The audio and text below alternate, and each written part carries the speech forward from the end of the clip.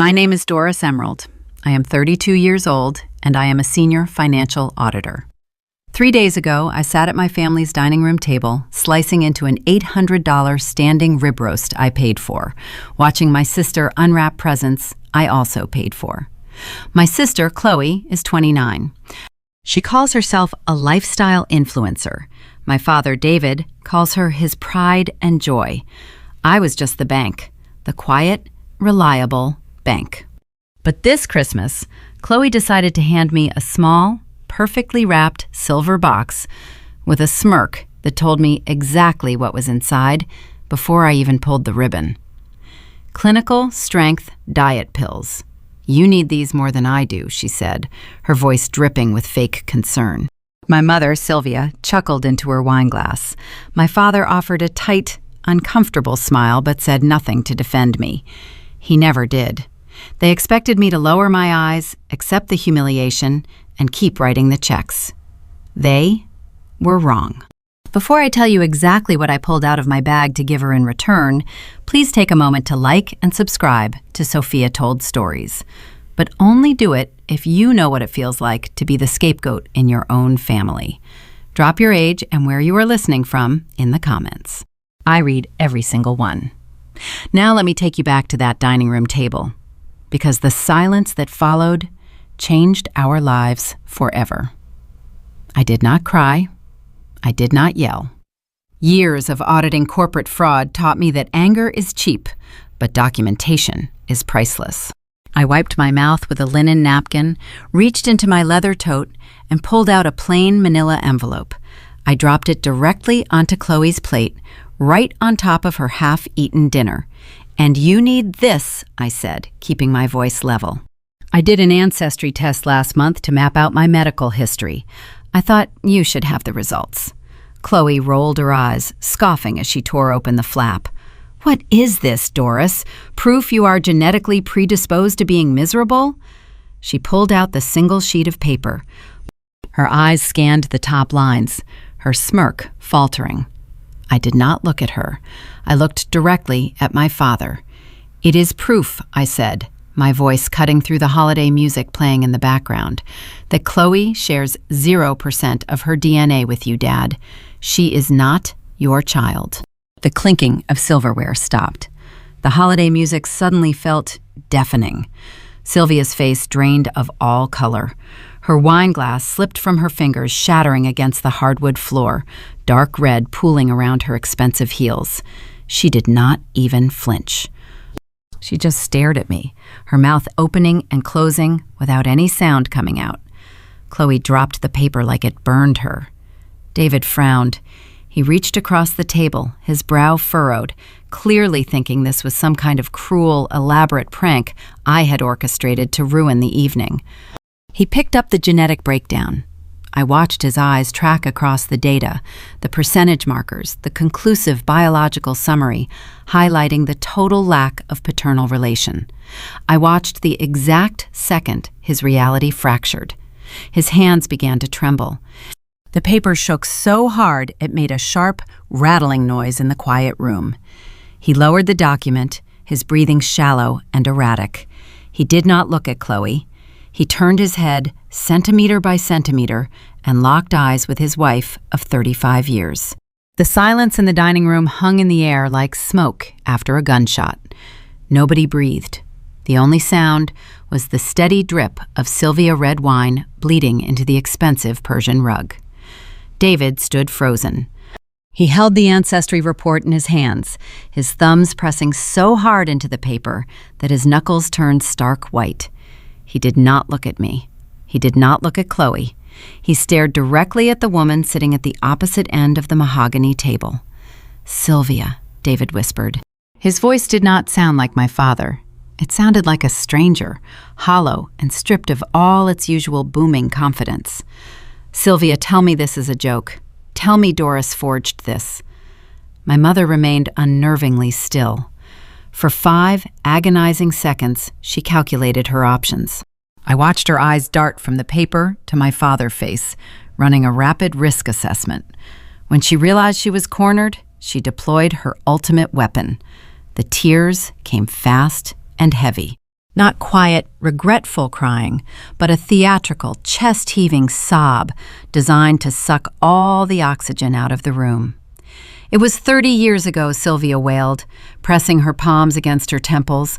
"I was so lonely, David. You were traveling for the firm every single week. You left me alone in this big house.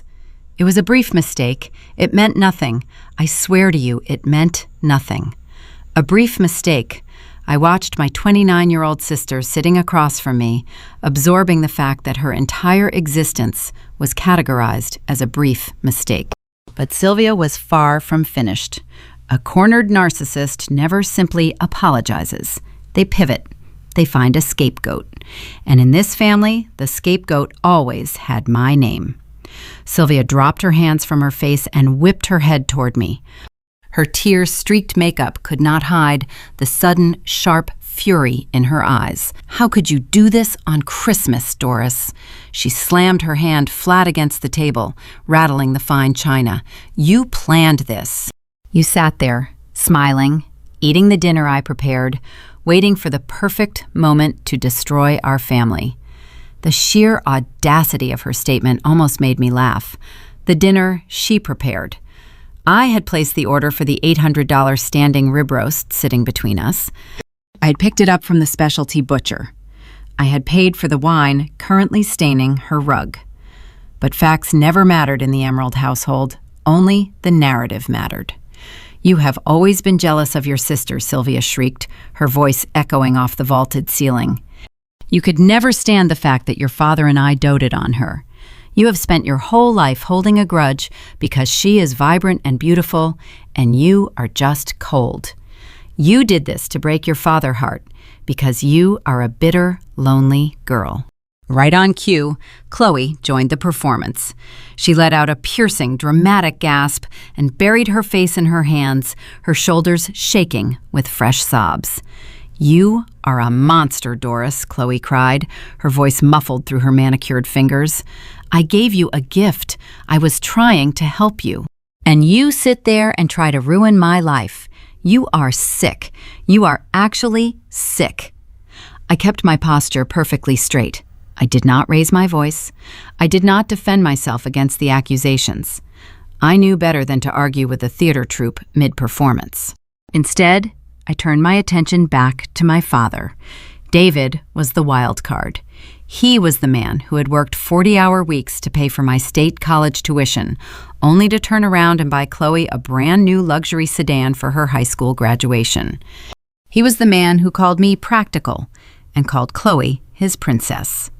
The ancestry report in his trembling hands was undeniable proof of his wife infidelity and his favorite daughter true lineage. I waited for the realization to spark anger. I waited for him to demand answers, to throw Sylvia out, to finally look at me, his actual biological child, and apologize for decades of blind neglect. David slowly lowered the paper. He looked at his weeping wife.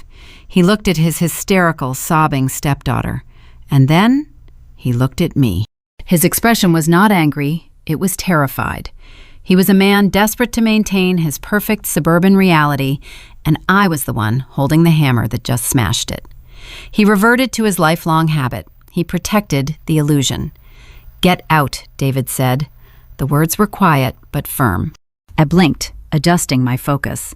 "Excuse me, I said get out of my house, Doris," David repeated, his voice gaining a hard, defensive edge. "Look at what you have done. Look at your mother. Look at your sister. You come into this house on a holiday and pull a stunt like this. I do not care what that piece of paper says. This is my family. You need to leave right now." He chose them. Faced with the undeniable truth of his own betrayal, he chose the lie.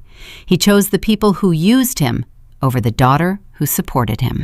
I felt a strange, profound sense of peace wash over my chest.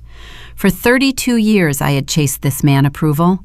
I had funded this family lifestyle, hoping one day they would wake up and see my value. In those 3 words, get out, the invisible chain connecting me to their dysfunction simply snapped. I stood up from my chair. I did not slam it back. I smoothed the wrinkles from my skirt and walked calmly to the coat closet in the hallway. The sound of Chloe forced crying echoed behind me, accompanied by Sylvia's frantic, soothing whispers. I pulled my tailored wool coat from the hanger and slipped it over my shoulders. Before stepping through the front door, I paused and looked back at the dining room. I let my eyes trace the perimeter of their lavish holiday, the mountain of gifts stacked beneath the towering spruce tree, all bearing my credit card signature, the expensive silver flatware I had replaced when they claimed they could not afford it, the $800 roast growing cold on the platter. They were kicking out the bank, and they were far too caught up in their own drama to realize the vault had just locked behind me. I stepped out into the freezing Connecticut night and closed the heavy oak door. The drive back to my condo took 40 minutes. The heater in my car hummed a steady, comforting tune.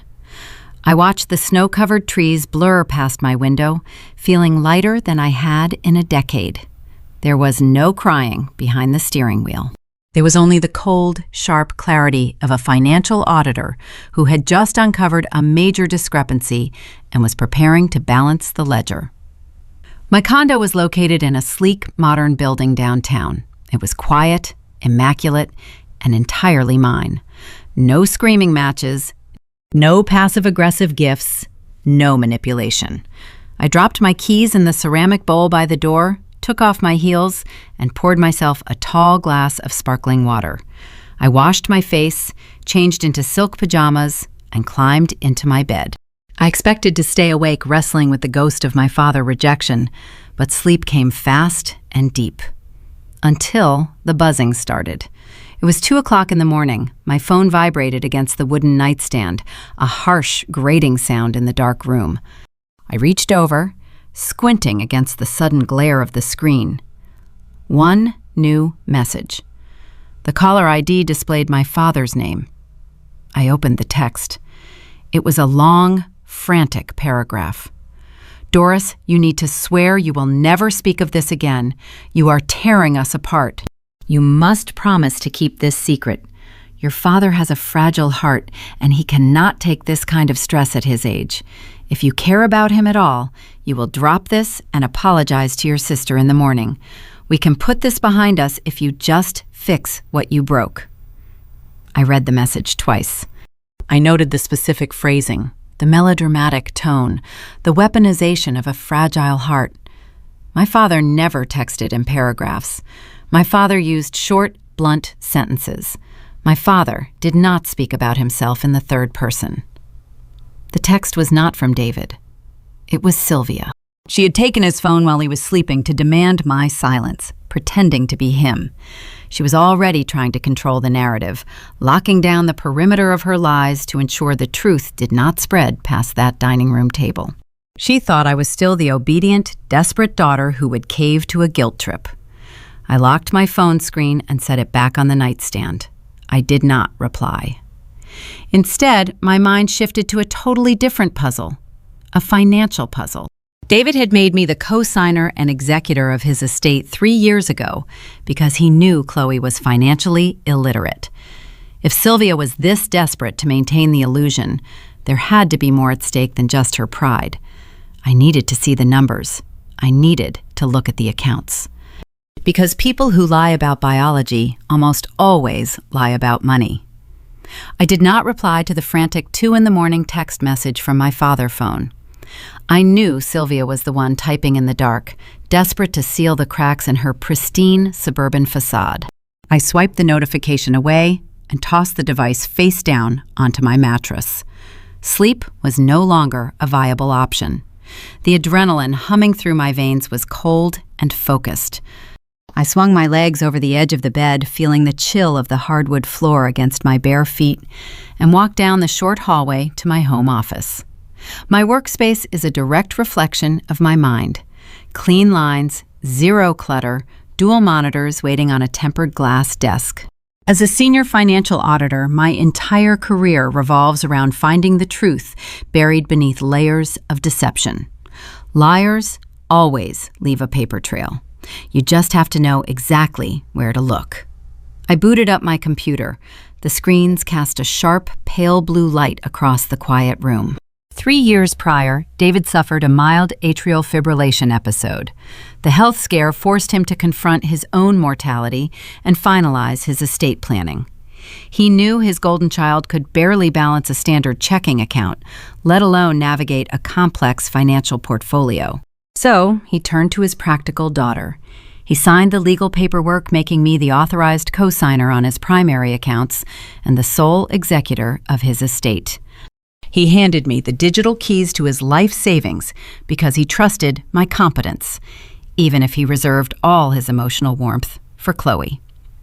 My original intention that night was mundane. I wanted to log into his portal and verify that his quarterly premium for his supplemental health insurance was set to auto-draft correctly. The shock of the evening events would undoubtedly distract him, and I did not want a missed payment triggering a policy lapse. It was a simple administrative check. I entered the credentials and bypassed the two-factor authentication, which routed directly to my secure email. The dashboard loaded, displaying the broad overview of his assets. The primary checking account looked normal. The standard bills, the grocery runs, the utility payments were all accounted for.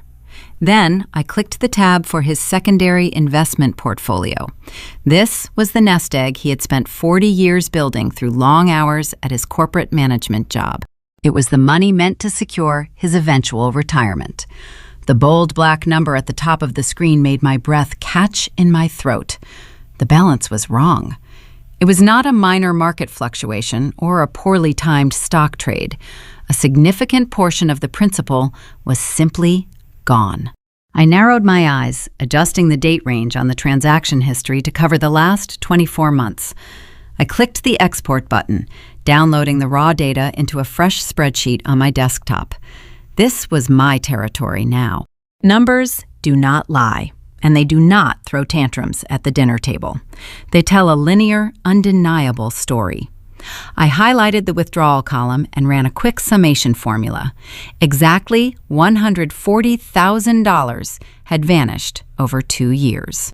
I traced the outflow, scanning the individual lines of data. The money had not been used for home repairs, medical bills, or any recognizable household expense. Instead, it had been systematically siphoned out in precise, uniform increments. $5,000 on the 3rd of every month. Another $5,000 on the 17th of every month. It was a textbook example of structuring. Someone was keeping the transfer amounts just low enough to avoid triggering automatic bank fraud alerts or requiring verbal verification from the account holder.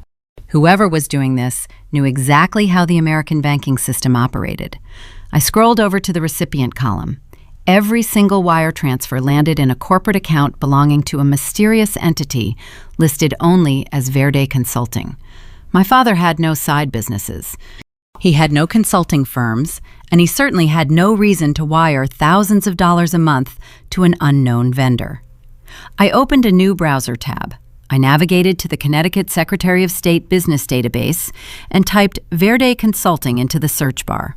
The system churned for 3 seconds before producing the official filing documents.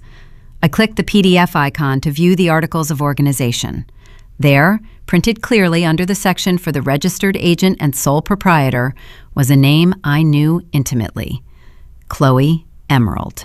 The sheer brazenness of the theft washed over me in a wave of cold clarity.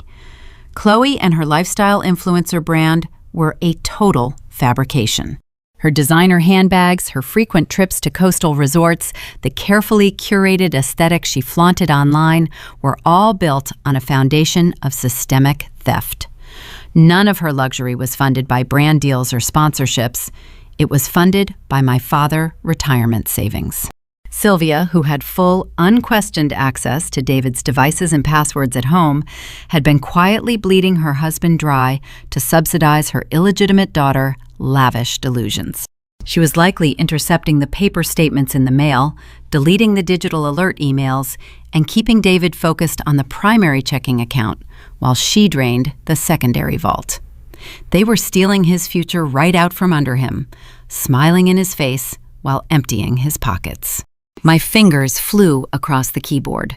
I needed to know the exact depth of the rot. I pulled up the commercial banking records associated with the LLC, accessing the guarantor filings through a specialized corporate database I utilize for deep background audits. When you open a business line of credit or a commercial tier banking account in the United States, the institution requires a guarantor. They need someone to co-sign the liability if the primary business owner defaults. Given Chloe's total lack of verifiable corporate income, the bank would have demanded a secondary signature with substantial verified assets. I assumed I would find Sylvia's name. It made perfect sense. She was the accomplice. She was the one facilitating the transfers. I downloaded the scanned signature page from the original account application, bringing the high-resolution document onto my second monitor. I zoomed in on the secondary guarantor line, expecting to see my mother's elegant cursive loops. The signature waiting for me did not belong to my mother. The printed name beneath the stark black ink was Marcus Vance. The name hit me like a physical blow, sending a jolt of pure adrenaline straight down my spine. 30 years ago, before his real estate empire expanded across the state, Marcus Vance was a young, charismatic regular at the local country club. He was wealthy, charming, and notably, he was Sylvia's private tennis instructor. The timeline aligned perfectly with the genetic data I had dropped on the dining room table just hours earlier. He was the biological father. Chloe was not just running a fake business subsidized by stolen funds. She was actively intertwined financially with the man who had helped Sophia betray my father 3 decades ago. The layers of deception ran deeper than simple greed. They were rooted in a secret parallel life that Sophia and Chloe were sustaining using my father's money. The question was no longer just how they were stealing the funds, but why Marcus Vance was co-signing business loans for a daughter he had never publicly claimed. I leaned back in my ergonomic chair, staring at the dual monitors illuminating my dark office. The pieces of the puzzle were locking together, forming a picture far more devastating than a simple holiday argument. Sylvia and Chloe thought they had won the night by banishing me from the house. They had no idea they had just handed the family ledger over to the one person equipped to tear their entire world apart. The signature on my second monitor seemed to mock me. Marcus Vance. The name tasted like old Connecticut money and buried secrets. I leaned closer to the screen, letting the stark blue light wash over my face in the dark office. For my entire life, I had been searching for a logical explanation for my mother's blatant favoritism. I had spent decades trying to solve the impossible equation of why my best efforts were always met with quiet indifference, while my sister's worst mistakes were rewarded with endless grace. I remembered the brutal winter of my senior year in high school. I would wake up at 4 a.m. to work the opening shift at a local diner, smelling like stale coffee and industrial bleach before the first bell even rang. I worked 3 separate jobs that year to save for state college tuition. I scrubbed tables, I shelved books in the campus library, and I filed paperwork for a local plumbing company. I paid for my own textbooks, my own dorm deposits, and my own graduation gown. I thought hard work was the currency that bought parental respect. Meanwhile, Chloe turned 16, and Sylvia convinced my father to buy her a brand new luxury sedan. She needs something safe, Sylvia had argued, crying genuine tears until my father caved and signed the dealership paperwork. When Chloe dropped out of her freshman semester of college because the coursework was too taxing on her mental health, Sylvia arranged a fully funded gap year in Europe. My father footed the bill for expensive hostels in Prague and endless shopping sprees in Milan. I used to sit in the university library, eating instant noodles and studying for my accounting exams, watching Chloe post photos of herself sipping Prosecco on the Amalfi Coast. I used to think Sylvia just spoiled the youngest child out of an overprotective maternal instinct.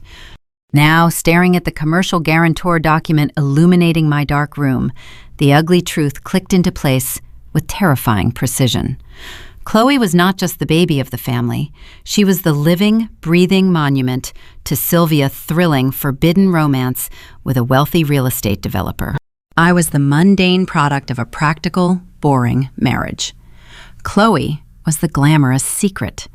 Every time Sylvia looked at her youngest daughter, she saw the exciting life she could have had.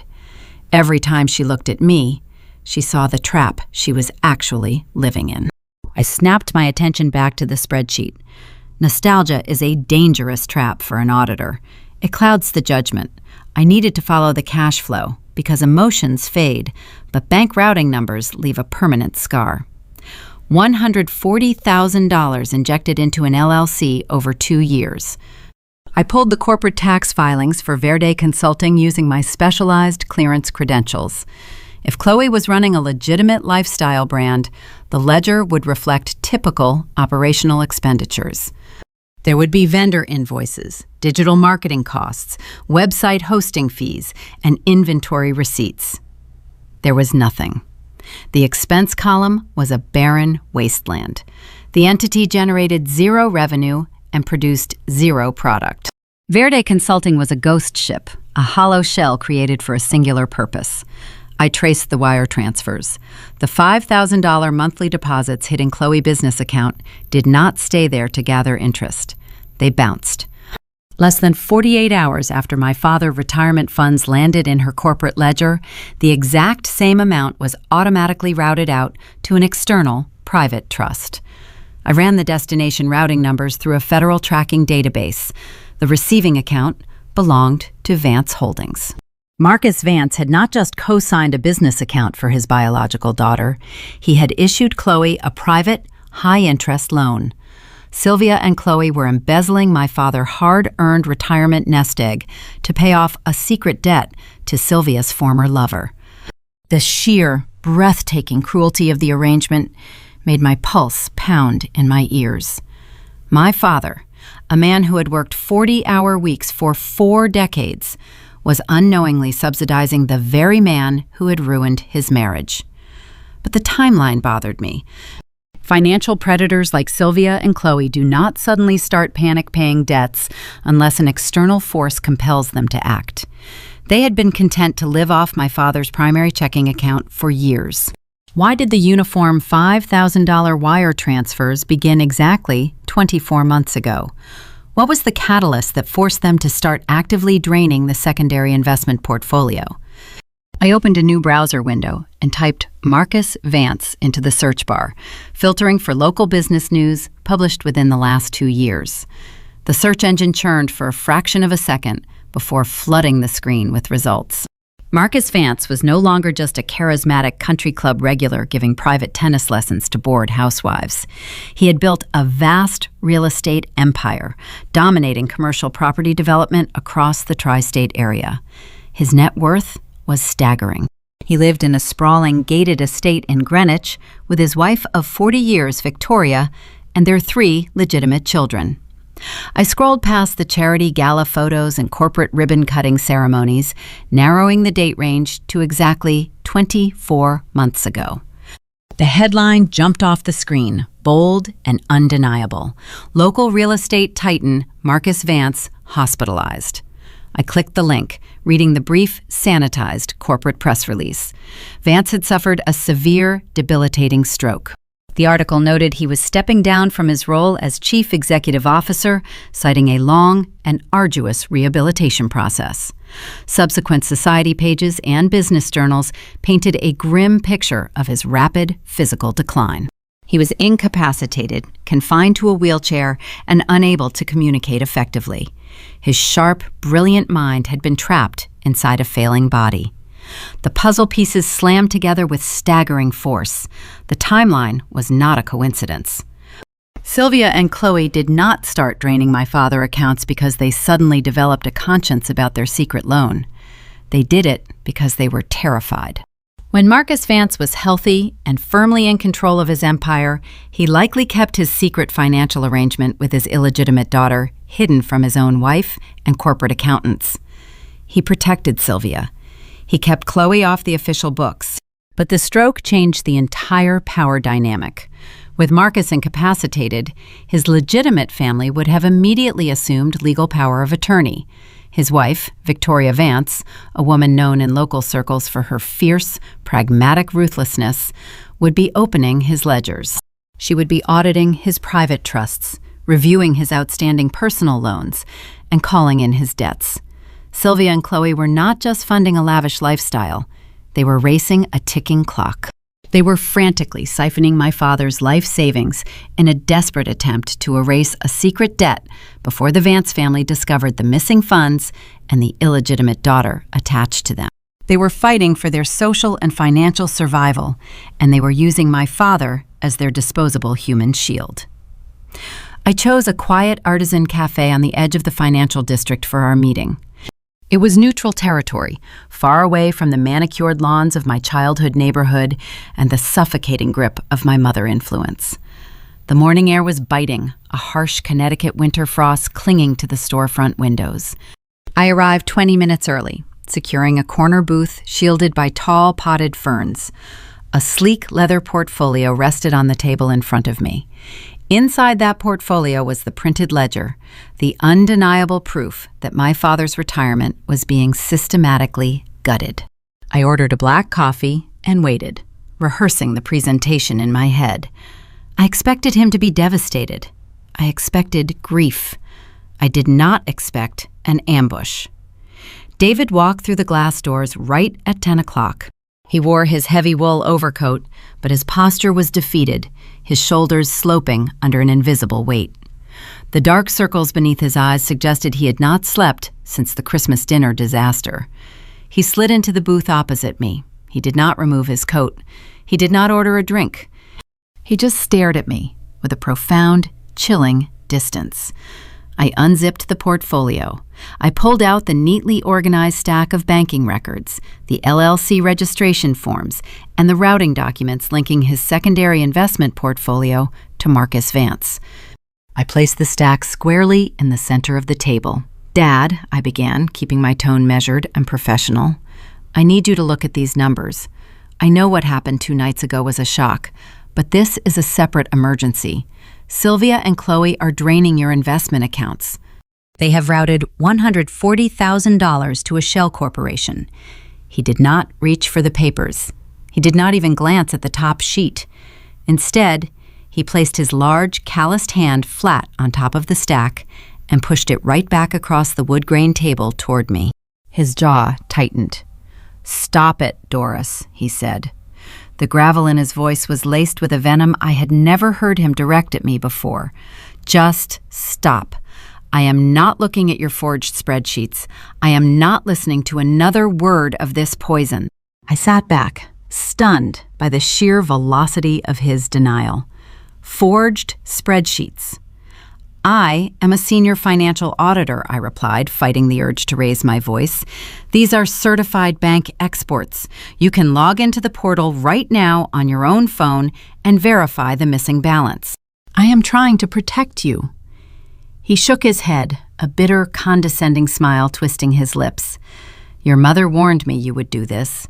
She warned me you were having a psychiatric breakdown." The phrase hung in the air, heavy and suffocating. A psychiatric breakdown. Sylvia had not just spent the last 48 hours doing damage control. She had orchestrated a masterful preemptive strike against my sanity. Right on cue, my cell phone, resting face up near my coffee mug, illuminated. A text message flashed across the locked screen. It was from Aunt Beatrice, my older sister. The preview text was legible from where I sat. "How dare you try to extort your own parents, you sick, jealous girl." 2 seconds later, another notification appeared. This one from my cousin, Greg. "You are a sociopath, Doris. Leave Chloe alone." I watched the notifications stack up, one after another. A digital firing squad composed of people I had known my entire life. Sylvia had been exceptionally busy. While I was digging through corporate registries and tracking wire transfers, my mother had been working the family telephone tree. She was a seasoned social manipulator, crying on cue to every aunt, uncle, and cousin in our sprawling family. She had spun a narrative portraying me as a deeply disturbed, jealous spinster, trying to tear a loving household apart with fabricated DNA results and hacked bank records, all in a deranged attempt to extort them for my own inheritance.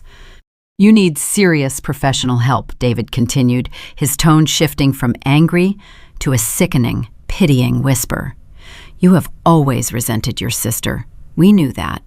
But to fabricate a genetic test on Christmas, and now to hack into my financial portals and doctor the statements just to frame her? It is unforgivable, Doris. You are trying to destroy the only people who have ever loved you." He was a smart man, a seasoned corporate manager. He knew my credentials. He knew I lacked the capacity and the motive to invent a complex banking conspiracy. But confronting the reality that his wife was a parasite and his favorite daughter was a stranger required a level of bravery he simply did not possess. Believing I was insane was easier than admitting his entire life was a lie. He reached into the inner pocket of his wool coat and extracted a thick, stiff legal envelope. He placed it on the table, right next to my rejected portfolio. "This is a formal notice," he said, his eyes darting away, unable to maintain contact with mine. "I spoke to a lawyer yesterday morning. I am officially removing you as the executor of my estate. I am revoking your fiduciary oversight, your power of attorney, and your access to all shared family accounts." I stared at the pristine white envelope. "And who is assuming control of the portfolio?" I asked, my voice dangerously quiet. "Sylvia," he answered without hesitation. "She is my wife. She should have been managing this from the start. I am giving her total control." The tragic irony of his decision was staggering. He was handing the keys to the vault directly to the bank robber. He was legally empowering the very woman who was systematically bleeding his future dry to pay off her former lover. I looked at the man sitting across from me, the man whose retirement I was trying to save. He looked so certain, so self-righteous in his delusion. I did not cry. I did not beg him to reconsider. I did not try to force him to look at the routing numbers again. You cannot save a drowning victim who is actively trying to pull you under the ice. I reached across the table and picked up the envelope. I broke the seal and pulled out the crisp legal documents. It was a standard notice of fiduciary revocation. I scanned the boilerplate text, reading the clauses Sylvia had clearly rushed her discount attorney to draft over the holiday weekend. She wanted me locked out of the banking portals immediately, terrified I would download more evidence or freeze the outbound wire transfers before she could finish paying off Marcus Vance. But rushed legal work is always sloppy legal work. My eyes traced the fine print at the bottom of the second page, right below the notary stamp. The attorney had utilized a generic Connecticut probate template, failing to account for the specific commercial stipulations tied to the secondary investment portfolio. Because the accounts in question held active corporate bonds and mutual funds exceeding a certain regulatory threshold, a primary fiduciary could not be unilaterally removed without a mandatory 30-day statutory transition period. Sylvia, cheap lawyer, had missed a critical piece of state financial code. The revocation was not instantaneous. It did not execute upon delivery. I still retained full, legal, unhindered access to every single dime in my father portfolio for another 4 weeks. I slid the papers back into the envelope and tucked it neatly into my tote bag. I looked up at my father. He seemed relieved, thinking the battle was over, thinking he had successfully neutralized the threat to his fragile peace. He had no idea he had just handed a loaded weapon back to a sniper. "I understand your position, Dad," I said, my voice smooth and devoid of any lingering affection. "I will process the transition paperwork according to the law." I stood up, leaving my untouched coffee on the table, and walked out into the freezing city air, my phone still buzzing with hateful messages from a family I was about to systematically dismantle. Walking away from that coffee shop felt like stepping out of a suffocating fog. My phone continued to vibrate against my hip, pulsing with fresh vitriol from relatives who had sworn allegiance to my twisted narrative. I pulled the device from my pocket, opened the settings, and turned on the Do Not Disturb function. I did not block them. Blocking them would signal that their words held power over my emotional state. Instead, I let the hateful messages pour into a silent inbox, gathering digital dust. I allowed the smear campaign to rage unchecked. Every tearful social media post Sylvia published, every passive-aggressive quote Chloe shared about surviving toxic family members, only cemented their eventual ruin. They were digging a hole, and I was more than happy to hand them a larger shovel. My shield was the 30-day statutory transition period. Sylvia, cheap attorney, had inadvertently granted me an entire month of unhindered legal access to the very accounts she was desperate to hide. She assumed her swift legal maneuver had slammed the vault door shut. She was likely celebrating in her kitchen, sipping her expensive Chardonnay, confident the threat was neutralized. She had no idea the vault was still wide open, and I was standing inside with a flashlight and a very large box. I returned to my pristine condo, brewed a fresh pot of dark roast coffee, and went to work. As a senior financial auditor, I do not rely on speculation. I rely on ledgers. I spent the next 48 hours pulling every single transaction record from my father's secondary investment portfolio. I downloaded 3 years of bank statements, capturing the exact moment the withdrawals began. I built a comprehensive, airtight spreadsheet detailing all the transfers routed to Chloe Fake Consulting Firm. I did not just stop at the digital footprint. I printed everything. I wanted physical evidence, the kind that carries weight in a corporate boardroom or a court of law. I cross-referenced the dates of the $5,000 withdrawals with Chloe timeline. The correlation was striking. A transfer would clear on a Tuesday, and by Thursday, she was posting photos from a luxury ski resort in Aspen or unboxing a designer handbag in her bedroom. The paper trail was flawless. It painted a vivid picture of systemic embezzlement, legally binding and undeniable. But the most crucial piece of the puzzle remained unsolved. Why were they paying Marcus Vance? I shifted my focus from my family internal theft to the external recipient. I needed to understand the current dynamics of the Vance estate. Marcus Vance was a prominent figure in Connecticut real estate, which meant his corporate filings and personal legal maneuvers were a matter of public record. I accessed the county probate databases, searching for recent filings connected to his name. The documents I uncovered painted a grim picture of a fallen titan. Following his debilitating stroke, his empire had not been left to flounder. It had been swiftly and ruthlessly secured by his wife. Victoria Vance was a formidable presence in the local elite circles. She came from old New England money, carrying a reputation for sharp intellect and zero tolerance for fools. Society photographs often captured her standing beside Marcus, radiating a cold, calculated grace. She wore tailored wool suits and authentic pearls, her eyes scanning gala crowds with the precision of a hawk. She was not a decorative spouse. She was the iron spine of the Vance family. The probate documents confirmed she had petitioned for and received full medical and financial power of attorney over her incapacitated husband.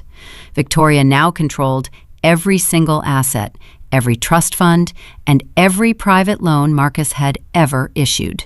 The realization hit me with the force of a freight train.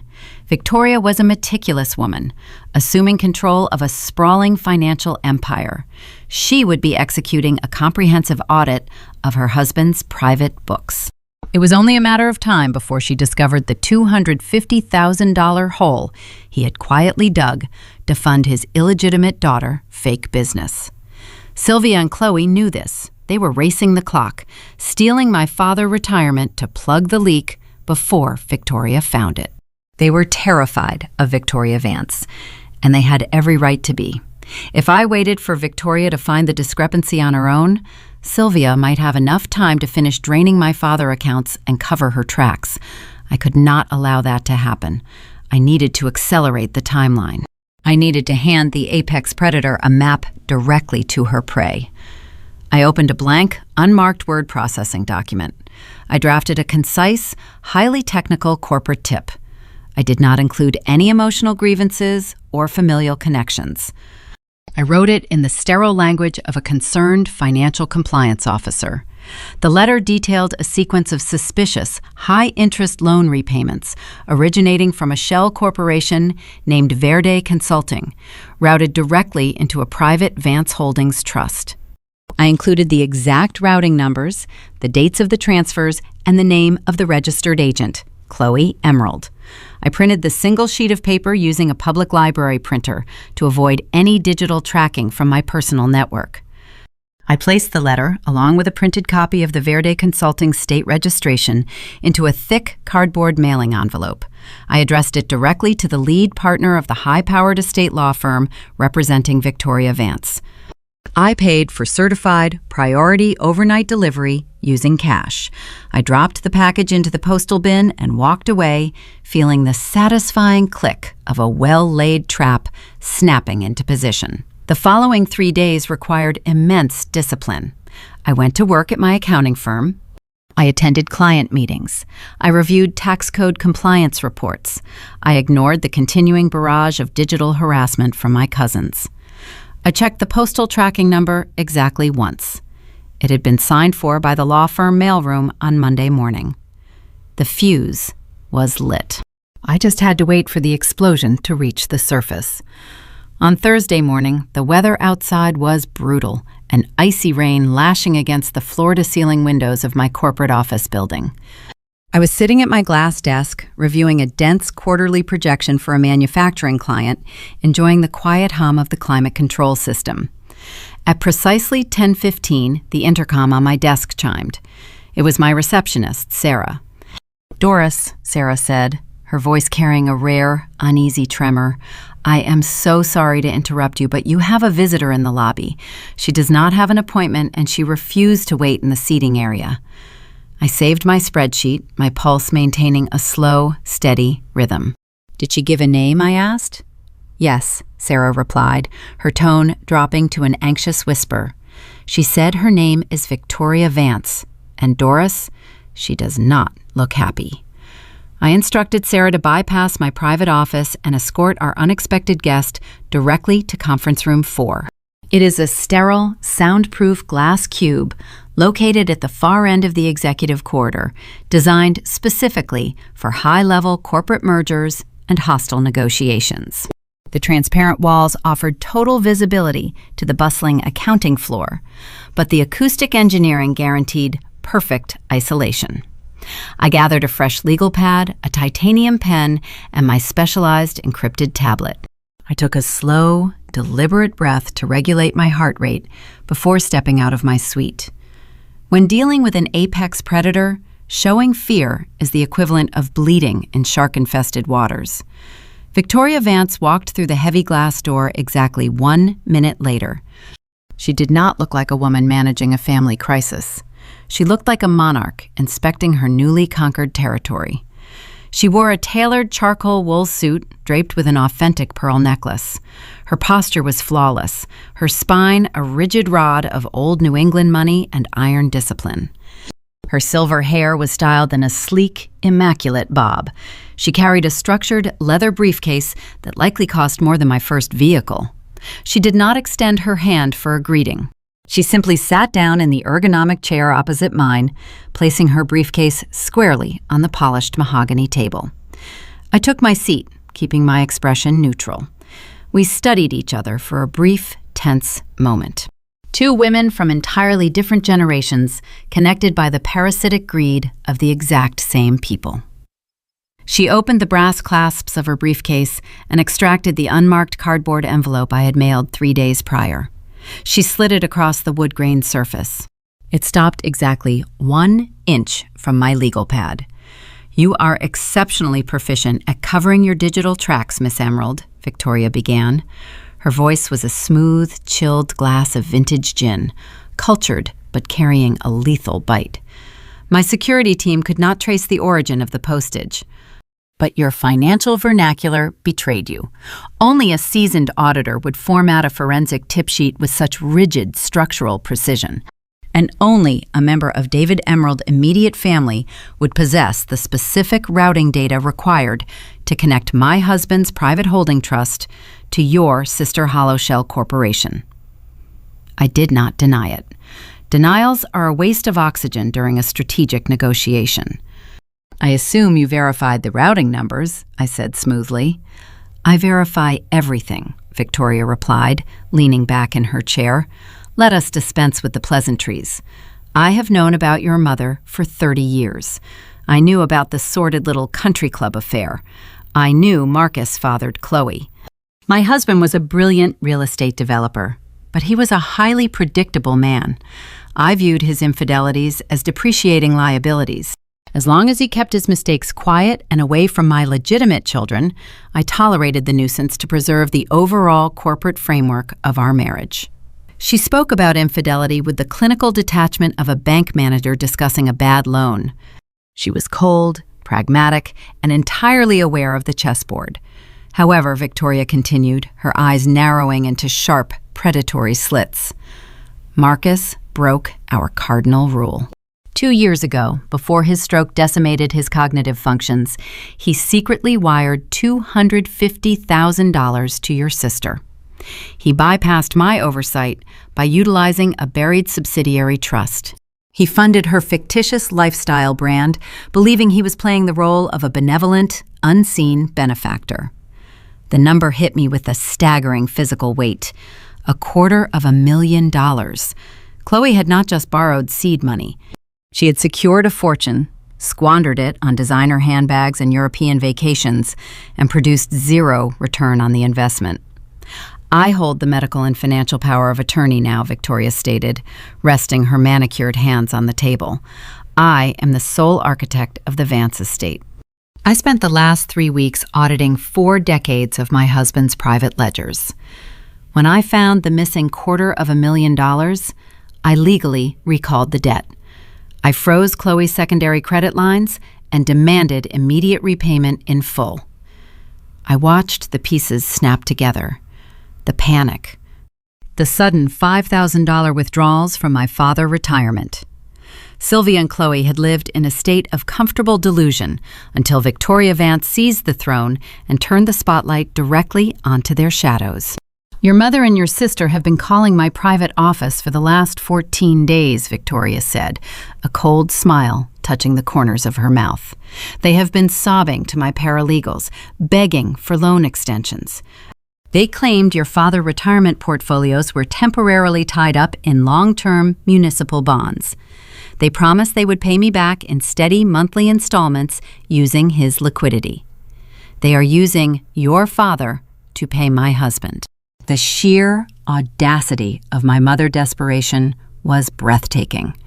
Sylvia was actively trying to negotiate a payment plan with the wife of her former lover using money stolen from her current husband. It was a spectacular cycle of fraud. Victoria tilted her head, studying me with the intense scrutiny of a jeweler examining a diamond under a microscope. I despise parasites, Miss Emerald. I want to recall the entire principal debt today. I want to force them into immediate bankruptcy.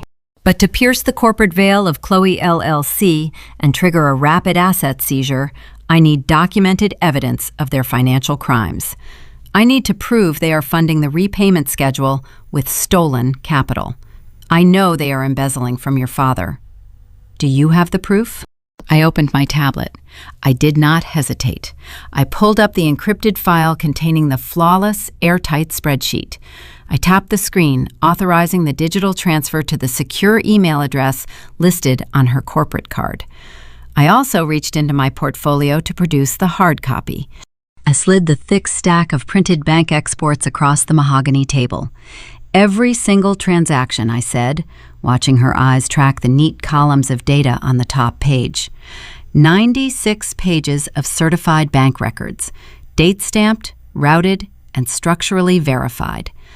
$140,000 siphoned from David Emerald's secondary investment portfolio, funneled through Verde Consulting and deposited into your husband holding trust. Victoria Vance picked up the top sheet. She reviewed the forensic layout.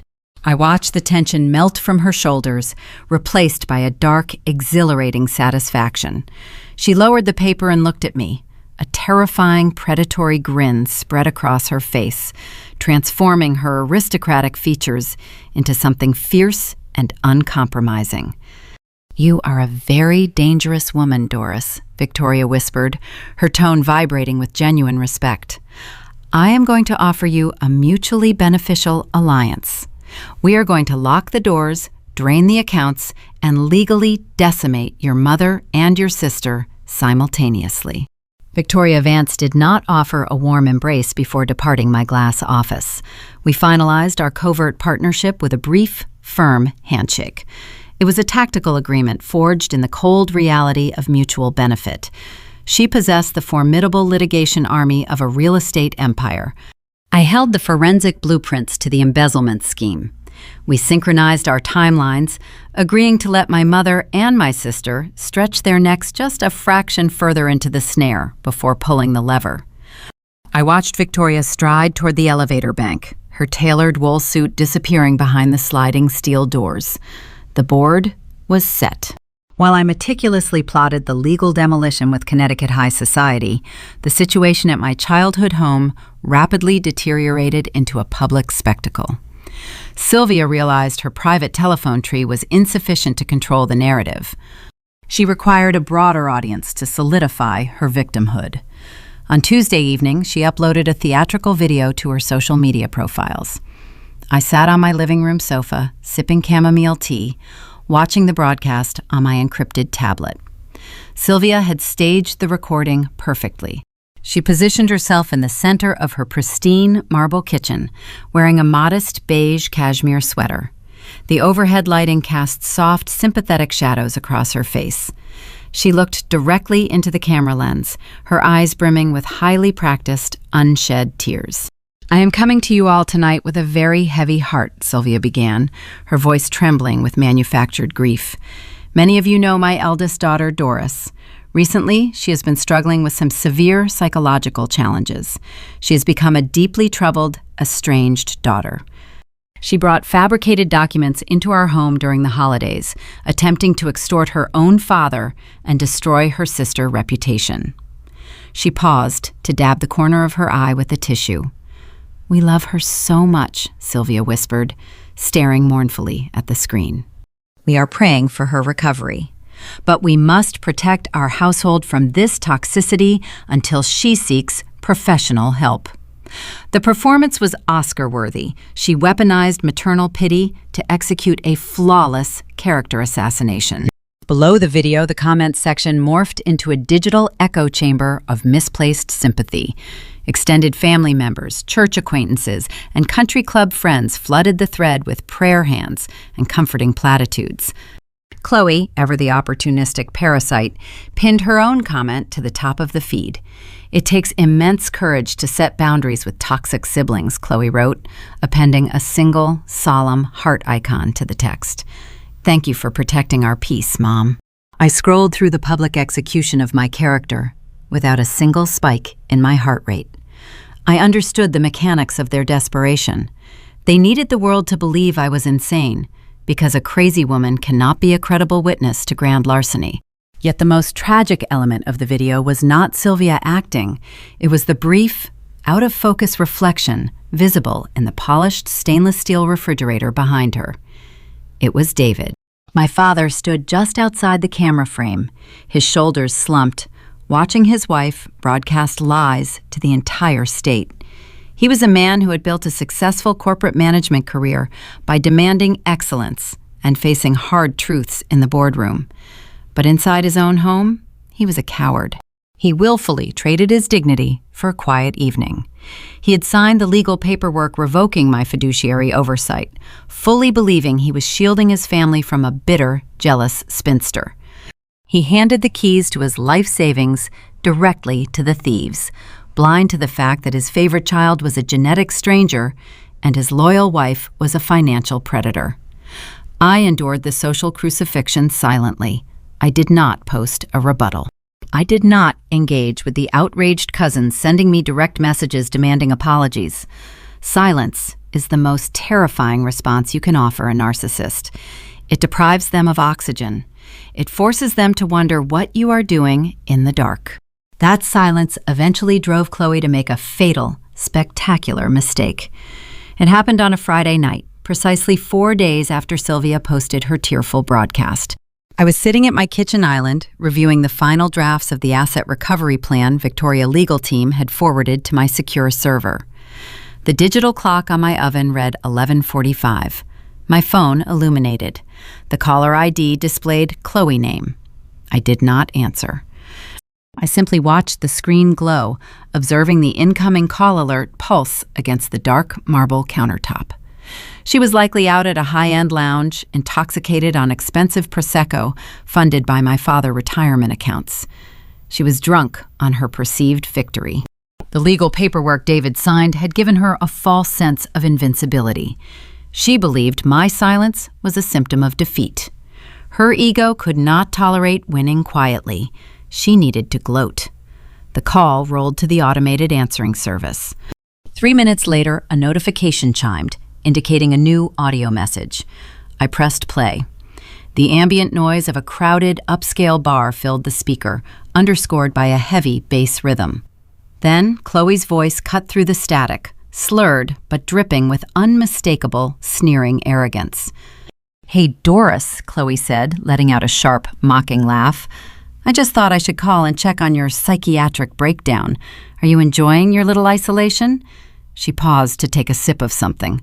The clinking of ice against glass was distinctly audible. "Dad signed the papers," she continued, her tone escalating into a triumphant sneer. "You are out. He believes everything Mom tells him. He does not even want to hear your name anymore. You thought you were so smart with your little spreadsheets and your holiday ambushes. But you are just sad." The next few sentences sealed her fate. Hubris always precedes a catastrophic fall. She could not resist the urge to claim her ultimate prize out loud. "You can keep your little DNA test," Chloe boasted, the alcohol stripping away whatever rudimentary caution she possessed. "Because by the time he figures out the money is gone, I will be sitting on Marcus' inheritance anyway. You lose, Doris. You always lose. Have a great life." The recording ended with a sharp click, followed by the sterile, automated tone of the messaging system. I sat perfectly still in the quiet hum of my kitchen. The magnitude of what she had just delivered washed over me. In a court of law, proving financial fraud requires overcoming the burden of intent. Sylvia and Chloe could have potentially argued that the funds were a gift. They could have claimed David verbally authorized the transfers to Verde Consulting to support his daughter business venture. They could have spun a web of plausible deniability to drag the litigation out for years. But Chloe had just bypassed the entire legal defense. She had explicitly admitted to the manipulation. She confirmed David was kept in the dark. She acknowledged the financial drain. She confessed to banking on the inheritance of Marcus Vance to cover her tracks. She had handed me a full, uncoerced, recorded confession in her own voice. I did not smile. I executed my protocol. I plugged my encrypted smartphone directly into my primary workstation. I extracted the raw audio file from the voicemail directory. I ran a quick acoustic sweep to enhance the vocal frequencies, ensuring every single slurred, arrogant syllable was crystal clear. Then I initiated the backup sequence. I saved the unedited audio file to my secure cloud server. I transferred a copy to a solid-state external drive.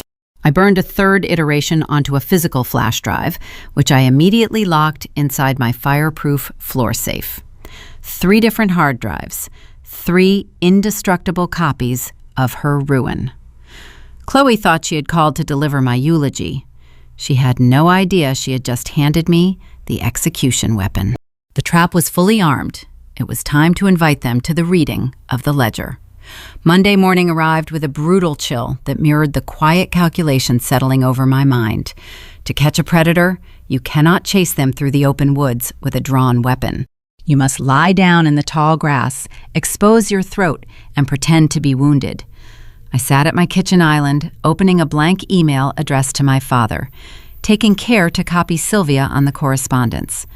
I spent an hour carefully calibrating every single sentence to drip with profound defeat.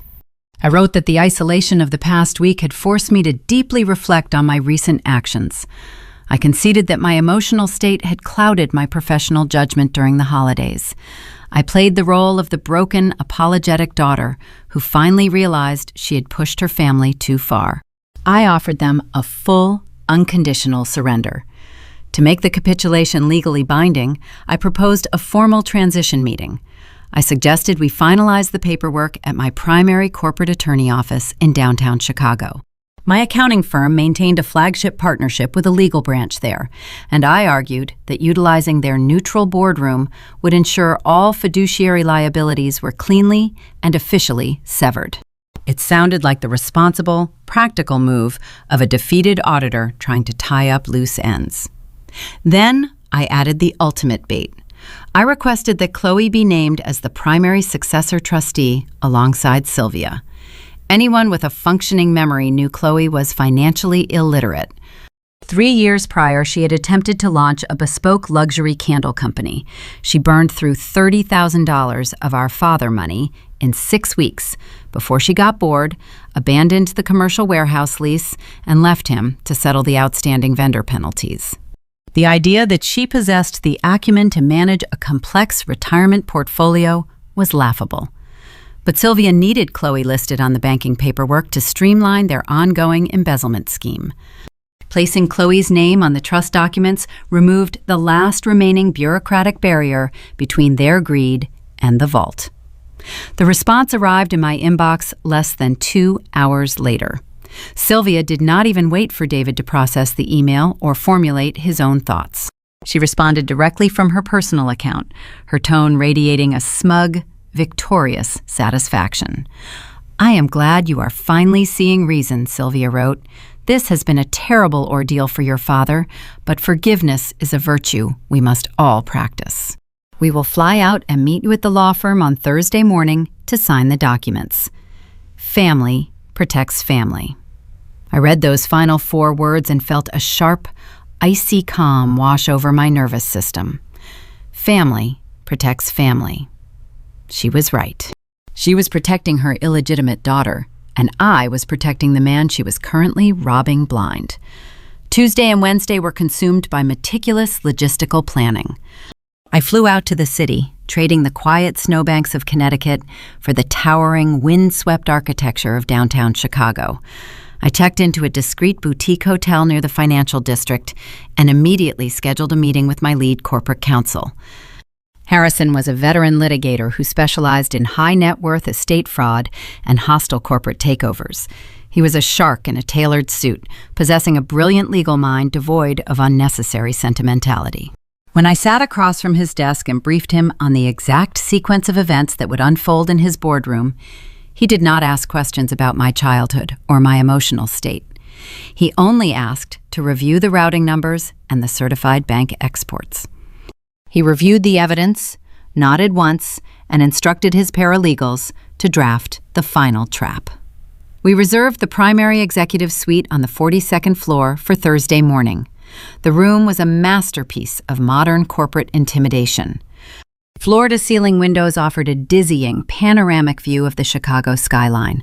A sprawling, polished mahogany table anchored the center of the space, surrounded by plush leather chairs.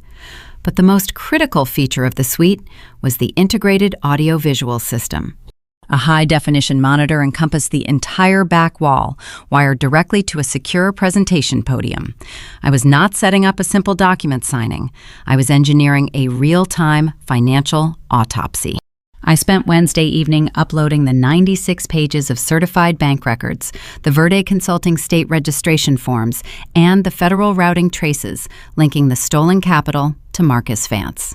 I built a sleek, minimalist slide deck that tracked every single stolen dollar with lethal, undeniable precision.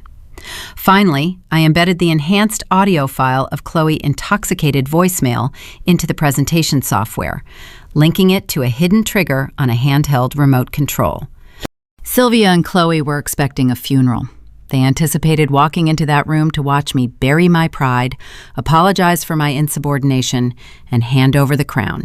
They would undoubtedly arrive dressed in their finest designer clothes, radiating the artificial confidence of people who believed they had successfully outsmarted the system.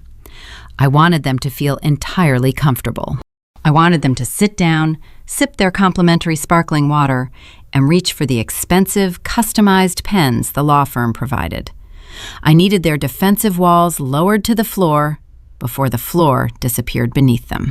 Thursday morning broke with a piercing winter sun reflecting off the glass towers of the city. I arrived at the law firm at 8:30, riding the silent elevator up to the executive level. Harrison was already waiting in the boardroom, reviewing the stack of relinquishment contracts. The papers his team drafted were technically flawless, detailing the total transfer of my fiduciary oversight to Sophia and Chloe. They looked official, intimidating, and ready for signatures.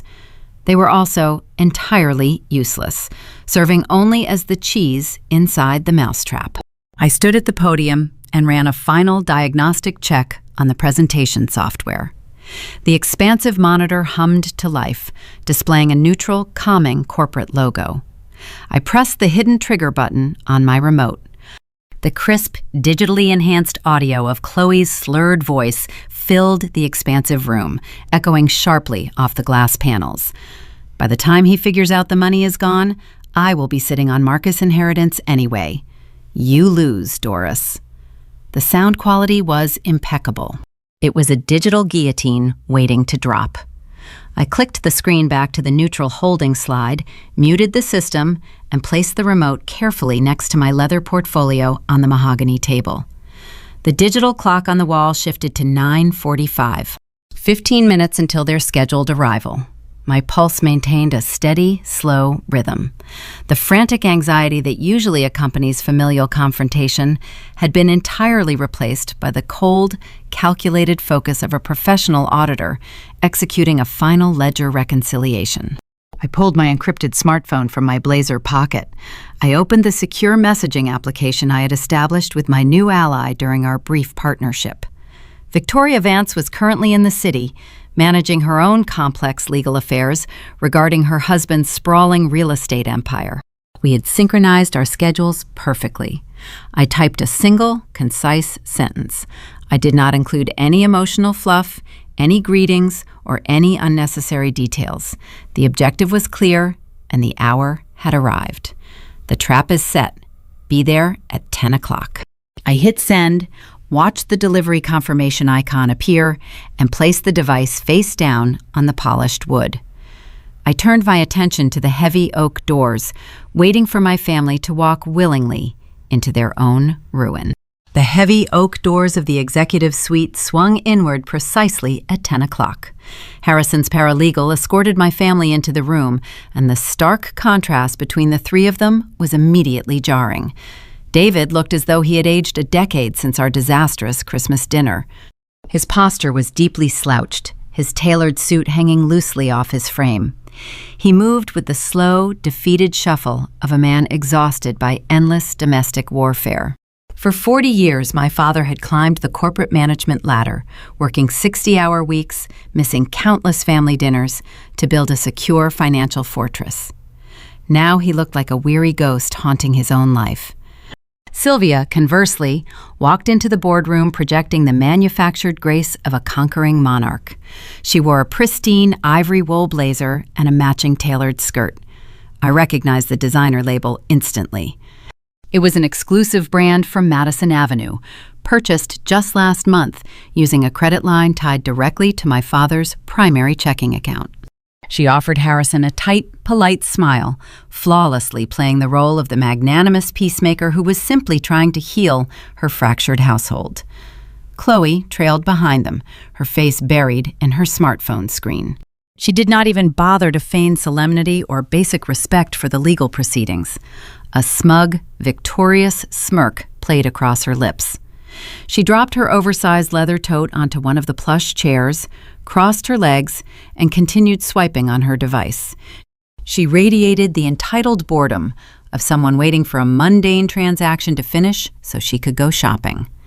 Naming her as a successor trustee was a profound, tragic comedy. This was a young woman who had once burned through $30,000 of our father's money in 6 weeks trying to launch a bespoke candle company, only to abandon the warehouse lease when she got bored. We sat down around the sprawling mahogany expanse. The silence in the room was suffocating, thick with unspoken resentment and hidden agendas. I sat perfectly upright, my hands folded neatly over my leather portfolio. Harrison took his place at the head of the table, projecting the cold, neutral authority of a seasoned litigator. Harrison slid a thick stack of printed contracts toward the center of the wood-grained surface. "These are the finalized relinquishment forms," he stated, his voice devoid of any emotional inflection. "Once endorsed and notarized, Miss Emerald will forfeit all oversight, access, and administrative control regarding the David Emerald primary and secondary portfolios. Those rights will transfer fully to Sylvia and Chloe Emerald as joint successor trustees." Sylvia leaned forward, placing a manicured hand over her heart. "Doris, I just want you to know how much we appreciate you taking this step," she said. Her words were saccharine, a performance executed entirely for Harrison's benefit, to paint herself as the loving, forgiving matriarch. "We know you've been struggling with your mental health lately. This is the best path forward for everyone's peace of mind." I ignored her theatrical sympathy. I picked up the heavy titanium pen resting beside the legal documents. I looked directly at my father. He kept his eyes fixed on the tabletop, unable to meet my gaze. "Dad," I said, keeping my tone perfectly level, "I need you to look at me." He hesitated, his jaw clenching, before he slowly raised his head. His eyes were hollow, carrying the profound sorrow of a man who believed he was amputating a limb to save the rest of his body. He was choosing the familiar comfort of his wife's lies over the harsh reality of my truth. "Are you certain you want to do this?" I asked him, holding his gaze. "Are you entirely sure you want to hand over total control of your life savings to them today?" David let out a long, ragged sigh. "It is for the best, Doris," he whispered, his voice cracking slightly under the strain. "We just need this nightmare to end. Please, just sign the papers so we can move on." He made his choice. I pressed the pen to the signature line and signed my name with sharp, precise strokes. I flipped to the second page and signed again, legally severing my protective barrier over his wealth. I pushed the executed contracts across the table toward Harrison. Chloe let out a sharp, audible laugh. It was a bright, genuine sound of pure, unadulterated triumph. She typed a rapid message into her phone, likely updating one of her hollow social media channels about her latest victory over her toxic sister. Finally, she muttered, tossing her device onto the table, "Can we go get brunch now? I am starving." I set the titanium pen down. The metallic click echoed sharply in the quiet room, sounding like a lock snapping shut. "The legal transfer is complete," I said. My voice dropped 10 degrees, shifting instantly from the soft cadence of a defeated daughter to the clinical, unyielding tone of a senior financial auditor. Harrison gathered the signed documents, tapping the edges against the table to align them into a neat stack. Sylvia smiled, reaching for her ivory handbag, assuming the execution was finished. She had no idea the actual trial was just beginning. "However," I continued, standing up from my leather chair, "before I officially conclude my tenure as the executor of this estate, corporate protocol dictates a mandatory exit procedure. As your former auditor, I have a strict, legal fiduciary duty to present the final balance sheet of your secondary investment portfolio." David frowned, his brow furrowing in deep confusion. "A balance sheet," he echoed. "Doris, we do not need to review the stock performances today. The market is fine. I just want to go home." Sylvia froze. Her hand stopped halfway to her purse. A flicker of genuine, unmasked panic sparked behind her eyes. She understood the mechanics of banking far better than David did. She knew a final balance sheet would expose the raw, unedited numbers she had spent 2 years trying to hide. "David is right," Sylvia interjected quickly, her voice rising an octave in a desperate pivot. "We can review the financial statements later, on our own time. We are already running late for a lunch reservation, and we have taken up enough of the attorney's morning." "This will only take a moment," I replied, ignoring her frantic attempt to shut the meeting down. I walked with deliberate, measured steps, over to the presentation podium positioned at the front of the suite. I picked up the small black remote control resting next to my encrypted laptop. I did not look at the screen behind me. I looked directly at the three people sitting around the mahogany table. I watched my mother's face turn an ashen shade of gray. I watched my sister roll her eyes in annoyance. I watched my father rub his temples in sheer exhaustion. I pressed the primary trigger button. The expansive high-definition television monitor mounted on the far wall flashed to life with a brilliant white glow. It illuminated the entire boardroom, casting sharp, unforgiving shadows across my family's faces. The screen did not display a standard, boring pie chart or a routine market forecast. It projected a towering, undeniable flowchart tracking the systemic theft of exactly $140,000. Every stolen cent was mapped out in bold red ink, pointing directly to the woman sitting in the ivory blazer. The high-definition monitor cast a sterile, unforgiving light across the mahogany table. I held a presentation clicker in my right hand, steadying my posture as I faced the room. The number sat at the very top of the digital flowchart, printed in bold, undeniable typography. $140,000. I walked the room through the financial autopsy with cold, clinical precision. I did not raise my voice. I spoke with the rhythmic, practiced cadence of an auditor delivering a quarterly earnings report to a hostile board of directors. For 24 consecutive months, I stated, clicking to the next slide, precise intervals of $5,000 were systematically transferred out of the David Emerald secondary investment portfolio. These transactions were executed on the 3rd and 17th of every month. The capital did not go toward property taxes, utility bills, or household maintenance. I clicked the remote again. The screen shifted, revealing a scanned copy of a corporate registration document, accompanied by a stark red arrow indicating the flow of capital. Every single dollar was wired directly to an external commercial checking account belonging to a limited liability company named Verde Consulting. As you can see from the state filing projected on the wall, the sole proprietor and registered agent of that entity is Chloe Emerald. David narrowed his eyes, squinting at the bright monitor. His breathing grew shallow and irregular. He looked down at the smooth wood grain of the table, then back up at the illuminated figures, struggling to process the sheer volume of missing capital. Chloe had finally put her smartphone down. Her smug, victorious smirk vanished, replaced by a rigid, terrified grimace. She shrank into the plush leather of her chair, suddenly looking very small and incredibly vulnerable. Sylvia sprang to her feet. The legs of her chair scraped harshly against the hardwood floor, a jarring sound in the quiet suite.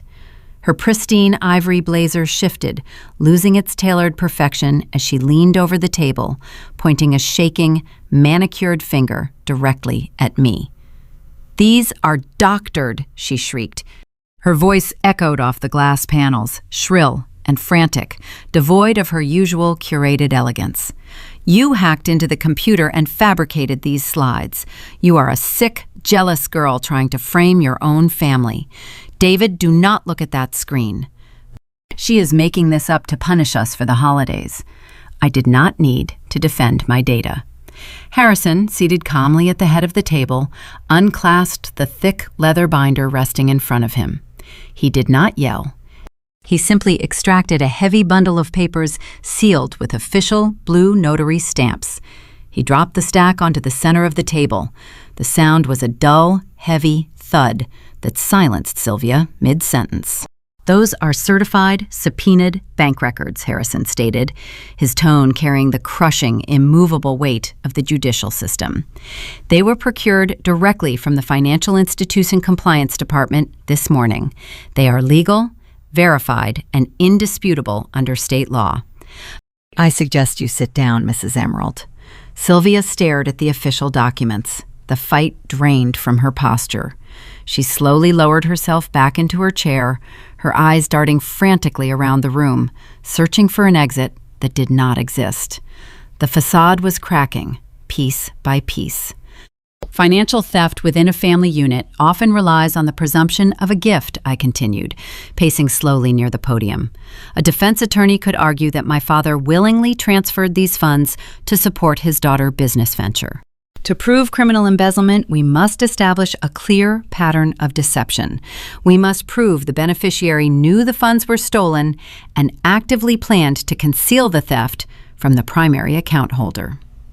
I turned my attention to my younger sister. Chloe stared back at me, her chest heaving with mounting panic. I pressed the hidden trigger on my remote control. The boardroom audio system engaged. The sound of a crowded, upscale lounge filled the executive suite. The clinking of ice against glass provided a crisp background to the slurred, unmistakable voice echoing off the walls. "Hey, Doris." Chloe's recorded voice sneered through the premium speakers. "I just thought I should call and check on your psychiatric breakdown. Are you enjoying your little isolation? Dad signed the papers. You are out. He believes everything Mom tells him." I watched my father's chest stop moving. He held his breath as the recording continued, listening to the child he had adored mock his blind trust. "You can keep your little DNA test," the audio Chloe boasted, her tone dripping with unearned arrogance. "Because by the time he figures out the money is gone, I will be sitting on Marcus' inheritance anyway. You lose, Doris." I muted the system. The silence that followed was heavy and suffocating. I had just played a pristine, uncoerced confession to grand larceny and familial manipulation. There was no spin, no alternative narrative, no victim card left to play. The color drained entirely from David's face, leaving his skin a pale, sickly gray. 35 years of careful illusions shattered in real time. He looked at the woman he had married. He looked at the daughter he had spoiled, protected, and funded. The genetic test from Christmas was no longer an isolated, confusing piece of paper. It was the crucial cipher that unlocked the entire conspiracy. He realized his beloved wife and his favorite child had systematically bled him dry, treating his life savings as their personal checking account while laughing at his gullibility behind his back.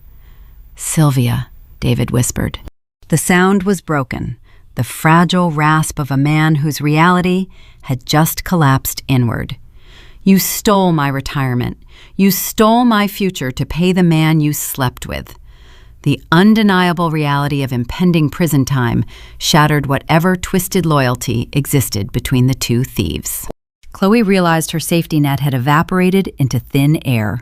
She turned on her mother with the speed of a striking viper, desperate to save her own skin. "It was her idea," Chloe screamed, pointing a trembling finger at Sylvia. "I did not know how to set up the wire transfers. Mom did it. She told me Marcus was demanding his money back, and we had to use the retirement accounts to pay the loan. She forced me to register the LLC. I am just the victim here." Sylvia let out a guttural, furious sound. The refined, ivory-clad matriarch vanished, replaced by a cornered, desperate animal turning on its own young. "How dare you blame me?" she spat at her daughter, her face twisting in rage. "I did this to protect you. I did this to maintain your lifestyle because you are incapable of supporting yourself." Sylvia realized the only physical evidence standing between her and a concrete prison cell was the stack of certified bank records resting in the center of the mahogany table. Rational thought abandoned her entirely. She lunged forward, her arms stretching across the polished wood, her manicured fingers clawing frantically toward the subpoenaed documents. She never reached them. Before Sylvia could touch the legal files, the heavy oak doors of the boardroom swung open with a sharp, commanding click. The sudden noise froze everyone in their tracks. I stepped away from the podium, smoothing the lapels of my blazer, feeling a deep, resonating satisfaction. Victoria Vance stepped across the threshold. She wore a tailored charcoal suit, radiating the cold, uncompromising authority of old money and immense power. She was not alone. She was flanked by two stern, broad-shouldered litigators carrying sleek briefcases. Victoria surveyed the chaotic scene, her sharp eyes taking in the weeping sister, the shattered father, and the panicked mother reaching across the table. Her lips curved into a slow, terrifying smile. The sudden arrival of Victoria Vance sucked the remaining oxygen from the executive suite. She stood just inside the threshold, a vision of tailored charcoal wool and unyielding aristocratic authority. Her two litigators fanned out on either side of her, holding matching leather briefcases. They looked like high-end corporate executioners arriving to finalize a hostile takeover. Sylvia froze, her arms still extended across the mahogany table. The frantic desperation to grab the subpoenaed bank records vanished, replaced by sheer, paralyzing terror. She slowly pulled her hand back, shrinking into the collar of her ivory blazer. My mother had spent 3 decades hiding from this exact woman. She had lived in quiet dread of the day the legitimate wife would uncover the sordid country club secret. Now, the ghost had walked through the door, and she brought an army of lawyers with her. But Victoria did not even look at Sylvia. She treated my mother with the ultimate crushing insult: total indifference. She bypassed the sobbing, panicked woman as if Sylvia were an irrelevant stain on the carpet. Instead, Victoria turned her glacial, calculating gaze directly toward the far end of the table. She locked eyes with Chloe. My sister sat immobilized in her plush leather chair. For 29 years, Chloe had coasted through life on a platinum-plated safety net. Whenever she failed a college course, wrecked a luxury sedan, or bankrupted a vanity business project, someone else always paid the bill and cleaned up the wreckage.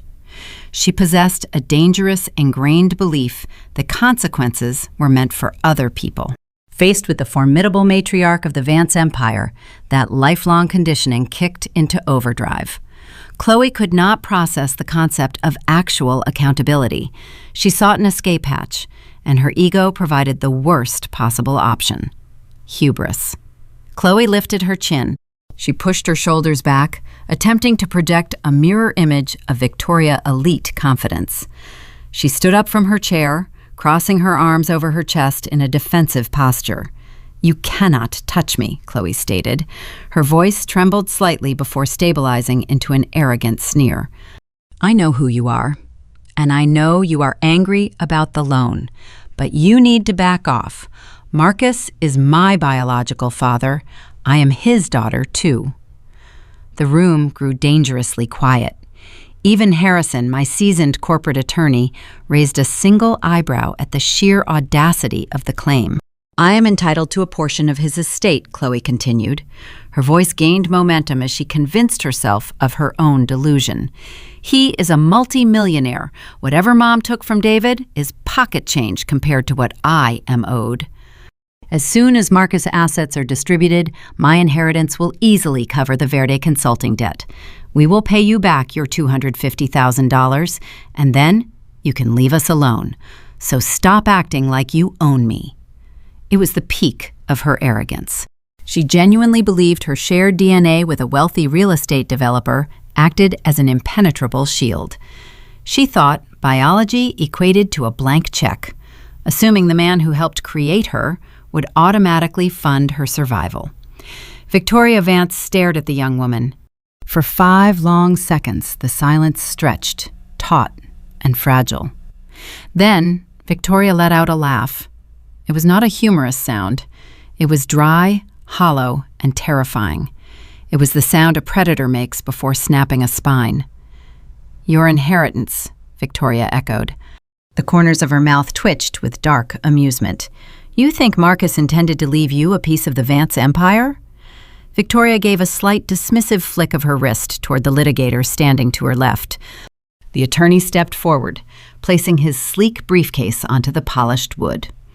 He unclasped the lock and extracted a thick, bound legal folio bearing the official seal of the state probate court.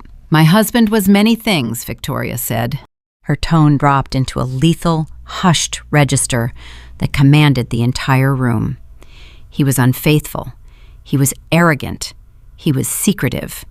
But he was also a ruthless businessman who protected his primary assets above all else. He viewed you exactly the same way I do, Chloe, as a bad investment. The litigator opened the folio. He slid a certified copy of a last will and testament across the table. It stopped inches from Chloe manicured fingers. "Read Clause 14, Victoria instructed, her eyes never leaving my sister's pale face. Chloe looked down. Her eyes darted across the dense legal paragraphs.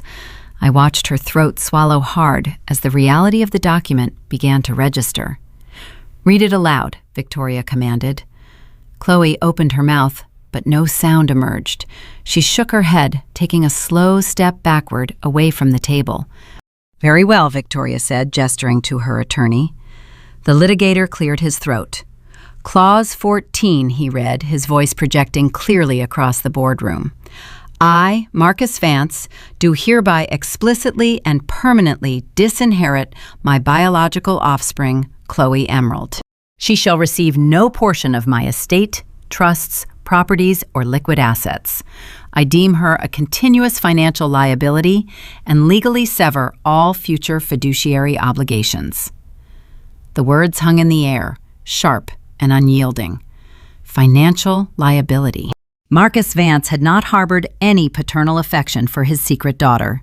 He had given her that $250,000 loan 2 years ago as a final, desperate payoff to make her go away. When she inevitably squandered the capital on designer clothes and European vacations, he locked the vault forever. He had legally erased her from his legacy half a decade ago. "There is no inheritance," Victoria stated, delivering the final crushing blow. "You get nothing. You owe my family $250,000, and your safety net does not exist." Chloe's legs gave out. She collapsed back into her chair, her arrogant facade shattering into a million jagged pieces. The illusion she had clung to, the fantasy of a billionaire father waiting in the wings to rescue her, evaporated into thin air. She was not a wealthy heiress. She was a broke, unemployed fraud facing a catastrophic debt she had no means to repay. But Victoria was not finished. She did not travel to the city merely to deliver bad news and correct a biological misconception. She came to collect her pound of flesh. Victoria turned to her second litigator. He stepped forward, holding a thick manila envelope.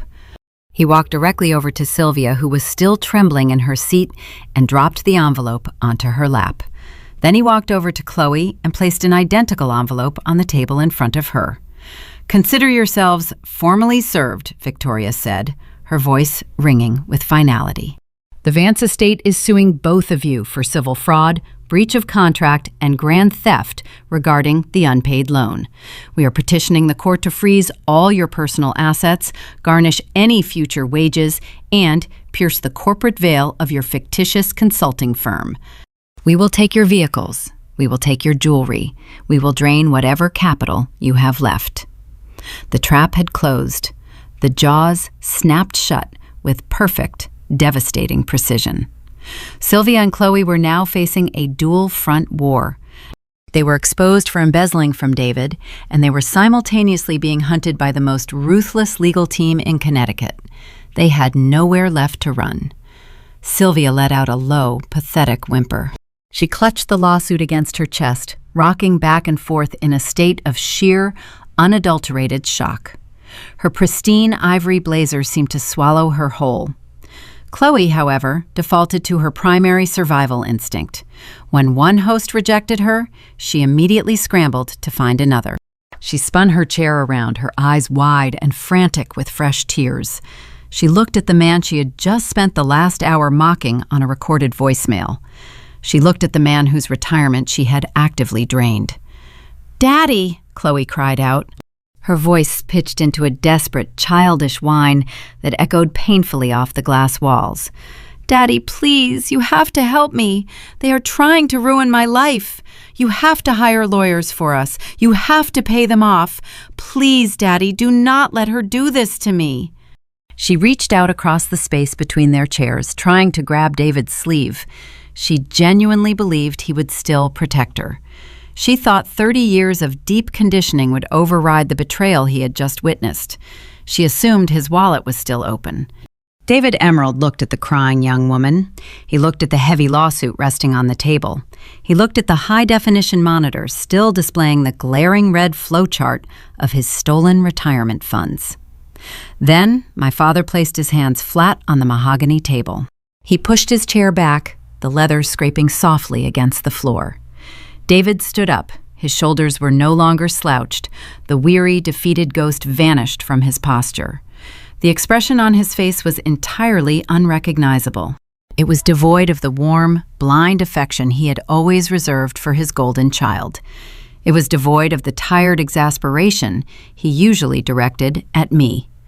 His jaw was set like carved granite. His eyes were dark, cold, and hollow. He looked down at Chloe, his hand hovering just inches from her outstretched, trembling fingers. My father stood upright. The weary slump that had plagued his shoulders for the past week evaporated. For 35 years, he had played the role of the devoted provider. He endured the grueling commutes into the city. He sacrificed his weekends to ensure his household maintained a pristine image. He paid for the expensive orthodontist bills, the private tutors, the luxury vehicles, and the European vacations. He built a financial fortress, brick by brick. And he just watched the two women he housed within that fortress detonate it from the inside out. Chloe kept her hand extended toward him. Her fingers trembled in the sterile air of the boardroom. She still wore the face of the frightened little girl who used to run to him whenever she scraped her knee. But the spell was broken. David did not see his precious princess anymore. He saw a 29-year-old parasite. He saw a biological stranger who viewed him as nothing more than an open wallet. He did not yell. Yelling implies a loss of control. David possessed the terrifying tranquility of a man who had nothing left to lose. He pulled his arm back, keeping a deliberate physical distance between his tailored suit and her manicured nails. Chloe let out a sharp gasp, retracting her hand as if she had touched an open flame. David turned his back on the weeping young woman. He shifted his attention to the head of the heavy mahogany table. He looked directly at my corporate attorney. Harrison David said, his voice vibrating with a newfound metallic clarity. A procedural question, if you do not mind. Are the relinquishment contracts my daughter signed 5 minutes ago legally binding yet? Harrison sat perfectly still. He assessed the shifting power dynamic with the shrewd eyes of a veteran litigator. He glanced down at the pristine stack of papers resting near his leather portfolio. "No, sir," Harrison replied, his tone smooth and professional. "The state of Illinois requires an official notary seal to execute a fiduciary transfer of this magnitude. Miss Emerald provided her signature, but the document has not been stamped or recorded by the county clerk. At this precise moment, it is nothing more than ink on standard printer paper." David nodded once. He reached across the polished wood grain surface. He picked up the stack of contracts. Sylvia watched him with wide, terrified eyes. She opened her mouth to protest, but her vocal cords paralyzed. David grasped the thick bundle of legal documents in both hands. He twisted his wrists in opposite directions.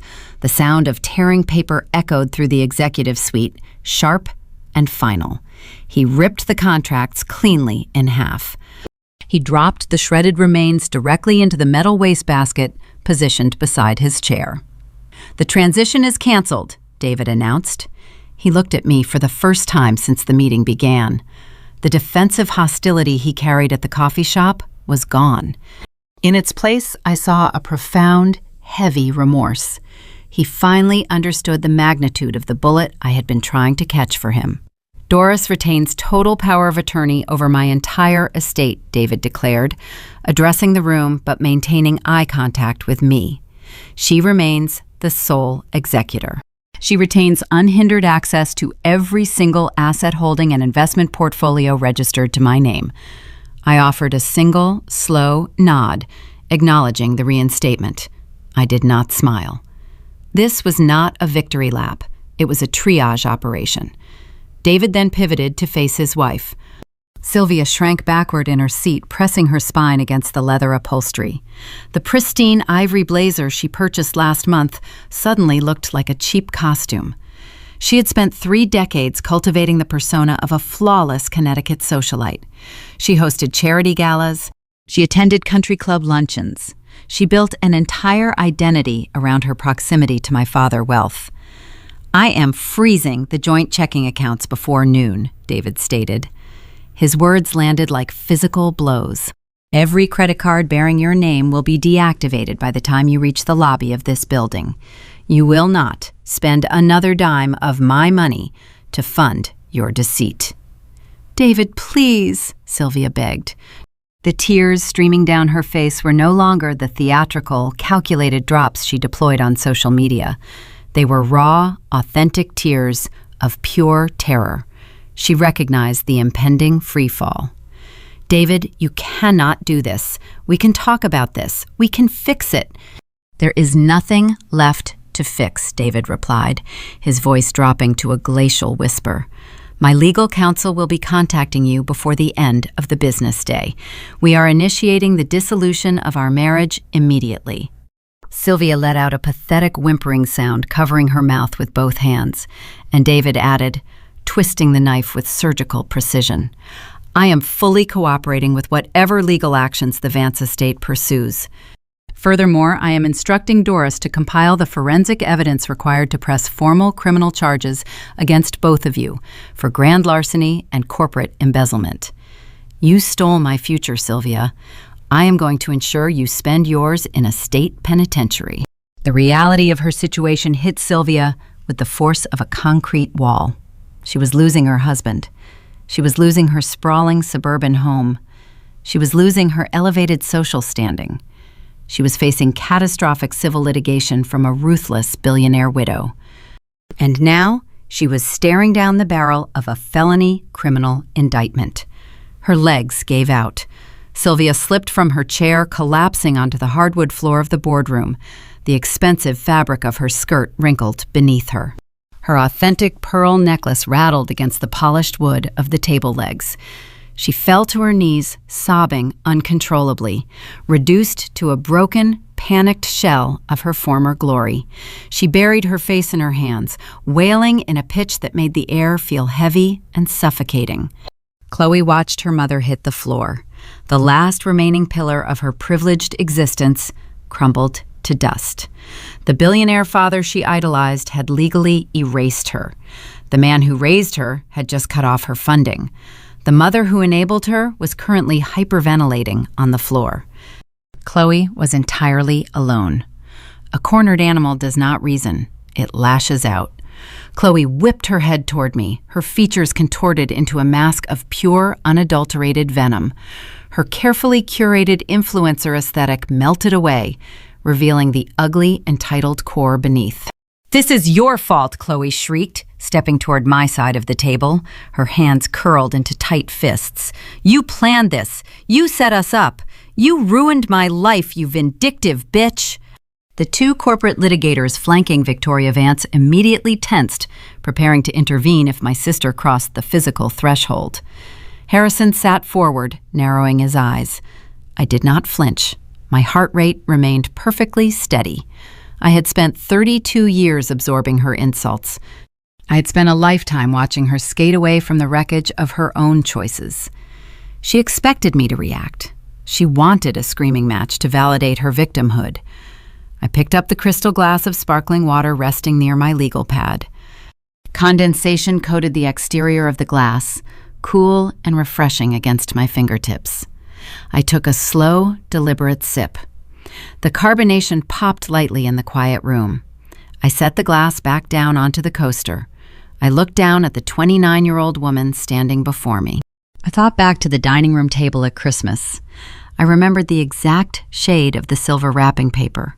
I remembered the smirk on her face when she handed me a box of clinical-strength dietary supplements, attempting to humiliate me in front of the people I was actively supporting.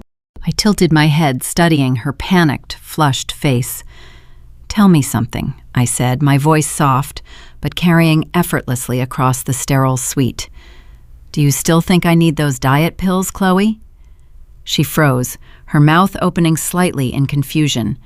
The sudden shift in topic derailed her incoming tirade. Because looking at the lawsuits sitting on this table, I continued, a cold, satisfied smile finally touching the corners of my mouth. it looks like you are the one about to lose a lot of weight. The aftermath of the boardroom ambush moved with breathtaking speed. Within 48 hours, the socioeconomic ruin of my mother and sister was total. David did not hesitate or waver in his resolve. He drove straight from the downtown Chicago legal suite to the primary branch of his wealth management institution. He sat across the desk from a senior banking executive and systematically dismantled 3 decades of shared financial history. Every platinum credit card bearing Sylvia's name was deactivated on the spot. The joint checking accounts were frozen, drained, and the capital was transferred into a secure individual trust under my strict administrative oversight. The swiftness of this execution caught Chloe entirely off guard. She had leased a custom luxury sports sedan just 8 months prior, fully believing my father would continue covering the exorbitant monthly premiums indefinitely. On Friday night, at 3 a.m, a heavy-duty tow truck backed into the driveway of her upscale townhouse complex.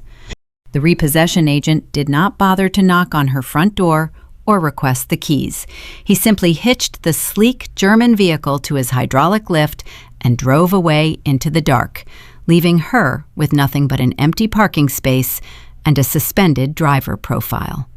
Sylvia faced an equally devastating eviction from her comfortable reality. David instructed his legal counsel to file an emergency injunction, granting him exclusive occupancy of the sprawling Connecticut estate pending the formal divorce proceedings. Sylvia was given exactly 4 hours to pack her personal belongings under the unyielding supervision of private security contractors. She walked out of the opulent mansion she had ruled for 35 years, carrying nothing but a few suitcases of designer clothing she could no longer afford to. She was forced to move into Chloe's cramped, depressing 2-bedroom apartment on the industrial outskirts of the city. The small space smelled like stale perfume and cheap takeout food. They went from hosting lavish, catered country club luncheons to sharing a single, narrow bathroom and splitting the cost of discounted groceries. The stark reality of their new poverty settled over them like a heavy, suffocating blanket. The legal barrage, the injunction paralyzed Chloe's fictitious lifestyle brand. Her business bank accounts were locked by federal regulators. Her website hosting fees bounced, causing her curated digital storefront to vanish from the internet overnight. She was officially bankrupt, stripped of the fake influencer persona she had spent years carefully cultivating. She could no longer post filtered photographs from coastal resorts or pretend to be a successful independent entrepreneur. She was reduced to being just another unemployed debtor, facing a $250,000 lawsuit from one of the most ruthless. Sylvia had spent the week. On Sunday afternoon, David composed a stark, clinical mass email addressed to every aunt, uncle, and cousin in our sprawling extended family. He did not use emotional language to plead his case. He simply attached. I monitored the family group chat from my secure smartphone, watching the digital fallout unfold in real time. For 2 agonizing hours, the active thread remained dead silent. The shock of the irrefutable evidence paralyzed the very relatives who had spent days sending me hateful text messages. Then the exodus began. Aunt Beatrice, the woman who had so quickly labeled me a sociopath, quietly exited the chat group without offering a single word of apology. Cousin Greg followed suit minutes later. By nightfall, my mother and sister were systematically uninvited from upcoming weddings, holiday gatherings, and summer barbecues. Aunts and cousins began blocking their phone numbers entirely, treating the 2 women like infectious anomalies. They were permanently exiled from the very social circles they had sacrificed my sanity to impress. I watched the wreckage from a comfortable distance, totally untouched and at peace. My corporate accounting career flourished, untethered from the constant drain of familial drama. My condo remained a quiet, immaculate sanctuary, free from manipulation and deceit. I experienced a profound sense of closure, knowing the ledger was finally balanced. As the weeks turned into months, a subtle but undeniable transformation occurred within my father. The betrayal broke his denial, but it also shattered his fragile ego. David enrolled in intensive psychological therapy, confronting the deep-seated cowardice that had allowed him to enable such a toxic environment for so long. He began calling me twice a week, not to ask for administrative favors or financial advice, but simply to talk about his day. During a quiet dinner in early November, he looked across the restaurant table and delivered a genuine, unprompted apology for decades of blind neglect. He acknowledged that he had traded my well-being for an illusion, and he promised to spend the rest of his life earning back my respect. The winter frost soon returned to Connecticut, blanketing the city in a crisp, white layer of snow. I was sitting at my glass desk reviewing a dense tax compliance report when my personal email inbox chimed. It was late December, exactly 3 months after the boardroom ambush. I glanced at the notification, expecting a routine message from a corporate client or a seasonal greeting from a colleague. The sender name made my pulse pause for a fraction of a second. It was Chloe. I opened the message, my eyes scanning the text. The arrogant, sneering tone from her infamous voicemail was entirely absent. In its place was a frantic, pathetic plea from a woman who had finally hit rock bottom. She wrote that Victoria Ruthless legal team had successfully garnished her wages from a new minimum wage retail job she despised. Sophia was threatening to kick her out of the cramped apartment because they could no longer afford basic utility bills. The email ended with a desperate, humiliating request. She begged me, the estranged scapegoat sister she had mocked all her life, for a $1,000 loan just to make rent. I stared at the digital text glowing on my high-resolution monitor. The subject line was empty. The timestamp indicated it was sent at 4:17 in the morning, a clear metric of a sleepless, panicked mind. $1,000. That was the exact figure Chloe requested. She drafted the email with frantic, disjointed keystrokes, detailing the humiliating reality of her new minimum wage retail position. Her wages were being legally garnished by the Vances state litigators before the direct deposits even cleared her bank. Sylvia was threatening to lock her out of their cramped, mold-smelling apartment because the utility accounts were 60 days past due and facing imminent disconnection. Chloe framed the plea as a temporary bridge loan. She promised to repay me with her next paycheck, utilizing the same hollow assurances she used when she bankrupted her candle business years ago. I read the message a second time, studying the anatomy of her desperation. She did not offer a single word of apology for the Christmas dinner ambush. She did not express a fraction of an ounce of remorse for the recorded voicemail mocking my mental health. She simply expected the old dynamic to resume without friction. She assumed the Bank of Doris was still open for business, operating under the staggering delusion that shared childhood memories somehow bypassed the reality of corporate embezzlement. My right hand rested on the ergonomic mouse. I did not type a response. I did not draft a lecture on fiscal responsibility. I did not remind her of the $250,000 debt she owed a billionaire widow. Nor did I mention the irony of her asking for a fraction of what she had callously stolen from our father. Explanations require an investment of emotional energy I no longer possessed for her. I moved the cursor over the small trash can icon located at the top of the email client. I clicked the button. The message vanished into the digital void, leaving my inbox pristine, silent, and uncluttered. I permanently purged the deleted items folder just to ensure no digital trace of her desperation remained on my local server.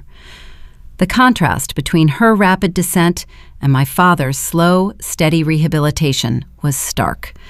David was spending his winter learning how to live in the truth. He finalized the divorce paperwork, legally severing Sylvia from his remaining assets. He attended his weekly therapy sessions, confronting the deep-seated cowardice that allowed him to enable such a toxic environment for 35 years. He was learning how to be a father to the only daughter he actually had. We were navigating a new, tentative relationship built on transparency rather than utility. He did not ask me for money, and I did not ask him for apologies he had already delivered. We were simply moving forward, leaving the wreckage of his marriage in the rearview mirror. I swiveled my leather chair away from the dual monitors and looked toward the floor-to-ceiling windows of my corner office. The snow was falling in steady, heavy sheets over the Chicago skyline, blanketing the concrete grid in stark white. My thoughts drifted backward, rewinding the timeline to that pivotal holiday evening.